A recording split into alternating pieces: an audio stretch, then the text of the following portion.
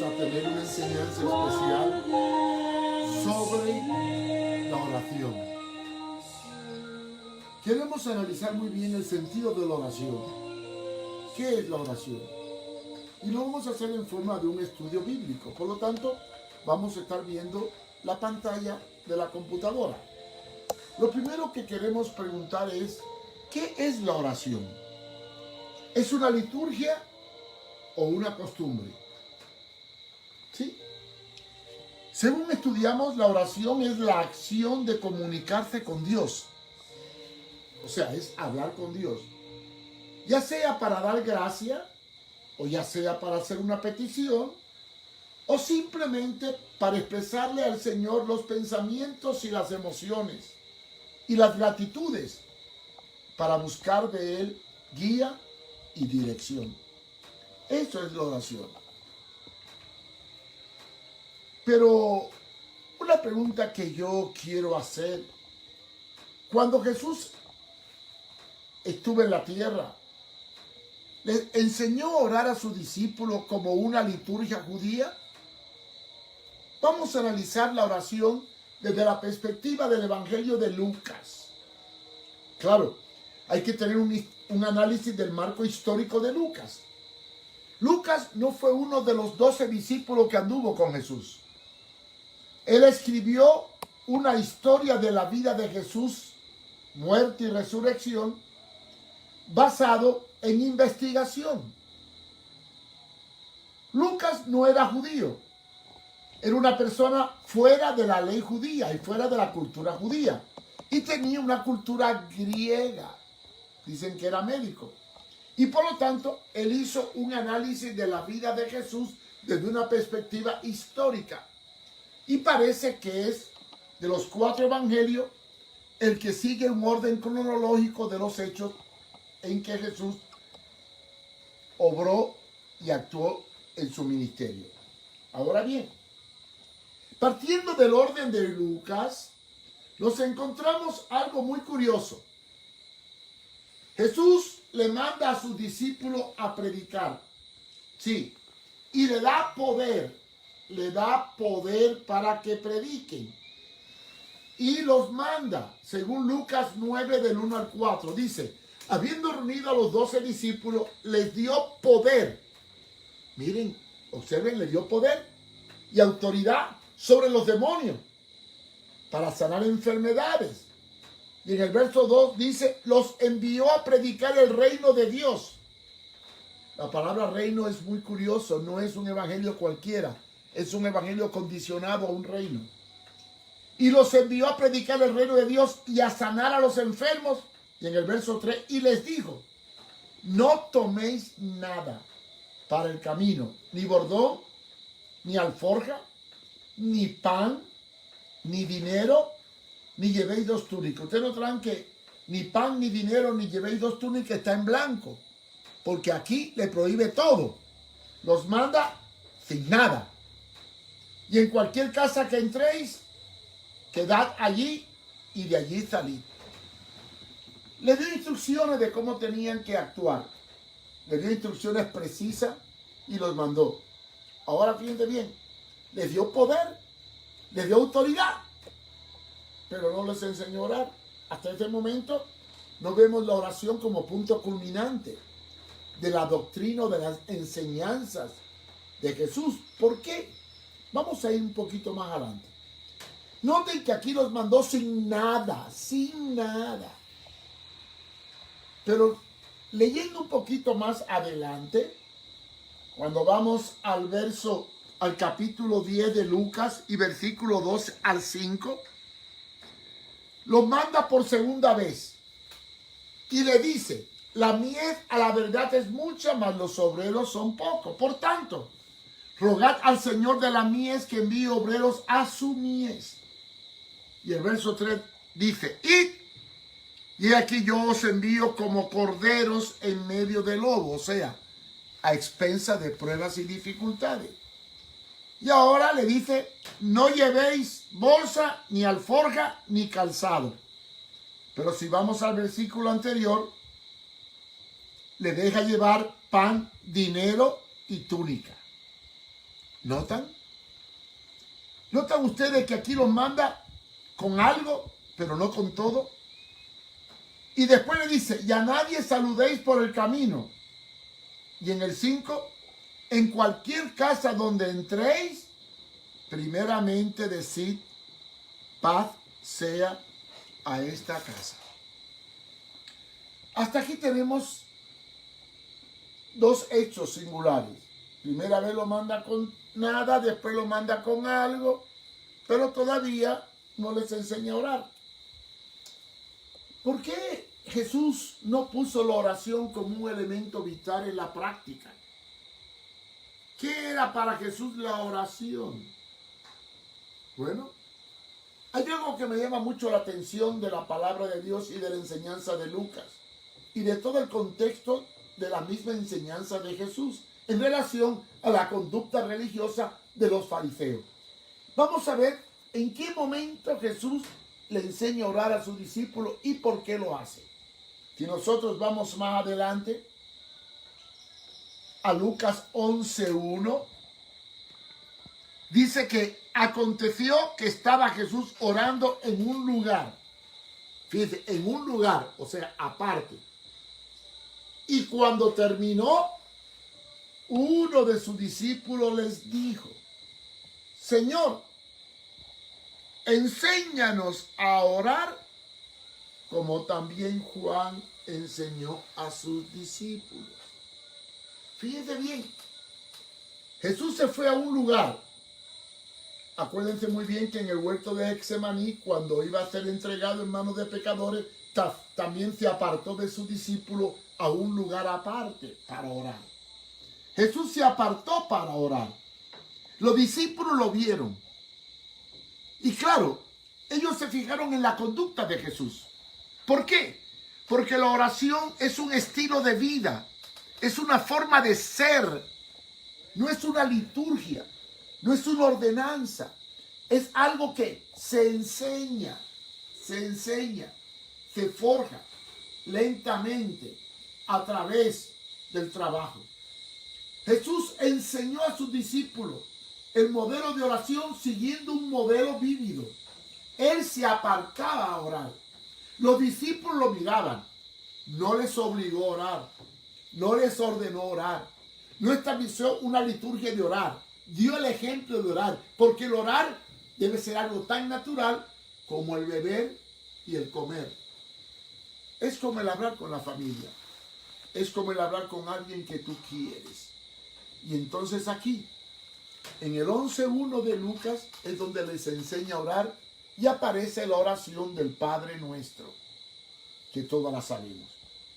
Ahora bien, volviendo a la palabra, ¿cómo debemos de orar nosotros hoy día? La Biblia registra dos tipos de oración. La oración congregacional, que la vemos en Hechos 4:24, cuando todos los discípulos decidieron alzar la voz, dice, y habiendo oído, alzaron unánime la voz a Dios y dijeron, soberano Señor, tú eres el Dios que hiciste el cielo y la tierra y el mar y todo lo que en ello hay. Y después sigue la oración pidiéndole a Dios que le conceda proclamar el evangelio con denuedo. Esta tenemos la oración congregacional, cuando en ciertas circunstancias el pueblo se levanta y unánime alzan la voz, como dice, alzaron la voz unánime. Pero después aparece la oración más importante, la oración que vivió Jesús y enseñó Jesús en su diario vivir, la oración privada. Fíjense Mateo 6:5. Y cuando ores, no seas como los hipócritas, porque ellos aman el orar en pie en las sinagogas y en las esquinas de las calles para ser vistos por los hombres. De cierto os digo, que ya tienen su recompensa. La oración no es exhibición. La oración no es memorización. La oración no es rezar. La oración no es lucirse. La oración es hablar con papá. Sí, hablar con papá. No como los hipócritas que usan la oración para lucirse. Y por eso Jesús repudiaba las oraciones públicas de los líderes religiosos de su época. Porque en realidad la vida cristiana es una vida íntima. Nuestra comunión tiene que ser íntima con Dios. De nada vale lo que ore en la iglesia, que levante la mano. Todo esto, mira, muchas veces los que más bulla hacen en la iglesia son los que menos viven piadosamente en sus casas. La oración verdadera no es la que exhibimos en público, sino la que vivimos en privado, a través de la acción. Y Jesús sigue enseñando sobre la oración. ¿Qué enseña Jesús sobre la oración? ¿Cuál es la oración más bíblica? Está en Mateo 6:6. Fíjense lo que dice. Mas tú, cuando ores, entra en tu aposento y cerrada la puerta, ora a tu Padre que está en el secreto. Y tu Padre que te ve en lo secreto, te recompensará en público. Ahí tenemos por qué Jesús se apartaba a orar. Nunca lo hacía públicamente, ni exhibicionistamente. Lo hacía en privado. Y su consejo es la oración privada, que es la que más vale. Porque muchas veces la oración pública es una forma de alardear. Orad sin cesar. Es un mandato bíblico. Y dad gracias en todo, porque esa es su voluntad. Ahora bien, cuando nosotros oramos, nosotros podemos orar de muchas maneras. Podemos orar de rodillas, ya cuando uno es mayor y le duelen las piernas y no puede, podemos orar sentado, de pie, acostado. Es que mira, para hablar con una persona, lo menos importante es la posición, lo más importante es la actitud del corazón. De nada vale que me arrodille si estoy orando hipócritamente. Dios quiere que oremos de una forma sencilla, natural. Que hablemos con Él como un Padre amado, normal. Por eso pusimos a la entrada esta canción, A solas al huerto yo voy. Una canción clásica evangélica muy antigua, que ya no se canta. La oración privada, la oración secreta. Y yo quiero terminar en estos tiempos en que estamos viviendo una cuarentena, que en estos tiempos de cuarentena fortalezcamos la oración privada, la oración individual en tu cuarto encerrado, a lo mejor acostado en tu cama con los ojos cerrados clamando al Señor, o con tu familia en la mesa con una Biblia puesta, tomado de la mano, orar uno con los otros, sabiendo que Dios tiene misericordia de nosotros, porque la oración eficaz puede mucho. Y esta oración es eficaz cuando es sincera, cuando nace de lo profundo y no de la liturgia ni del mandato. Hay cosas que tenemos que corregir. La oración no es una ley. La oración es una expresión de gratitud. La oración nace de un corazón contrito y humillado. Y en estos tiempos convulsionados, donde las circunstancias nos tienen encerrados, qué mejor oportunidad de orar de verdad. Algunos dicen, es que voy a la iglesia a buscar a Dios. A Dios no hay que buscarlo en la iglesia. A Dios no hay que buscar. ¿Cómo voy a buscar lo que ya tengo? A Dios no hay que buscarlo, ya lo encontramos. A Dios hay que adorarlo. Hay que orarle. Hay que amarle. Hay que servirle. Yo le invito, hermanos, que en estos días de Semana Santa nos unamos en familia, nos tomemos de la mano y oremos en secreto para que nuestro Padre nos premie en público. Y yo quiero terminar invitándole que allí donde está, tomado de la mano. Si tiene un pariente al lado, tómale la mano. Si no tiene a nadie, tómate tú mismo tu propia mano, tu mano en el corazón y empieza a orar. Y hagamos una oración. Señor, danos el valor de podernos encerrar en privado y hablar contigo. Darte gracias porque lo amanecimos un día más. Darte gracias porque nos ha protegido.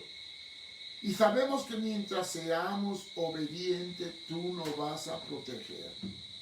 Porque dice tu palabra que el que habita al abrigo del Altísimo morará bajo la sombra del Omnipotente. Tú eres mi refugio y mi fortaleza. Ayúdanos, Señor, a poder adorarte y alabarte y darte gracias. Gracias, Señor. Hermanos, no dejemos de orar. No dejemos de orar. Oremos. Mantengámonos en comunión con Dios. Es el tiempo en que la iglesia tiene que reflexionar. Es el tiempo en que tenemos que considerar que la oración no es para un templo, ni es para un culto, es para el diario vivir, para que nos acerquemos a Dios y le adoremos en espíritu y en verdad.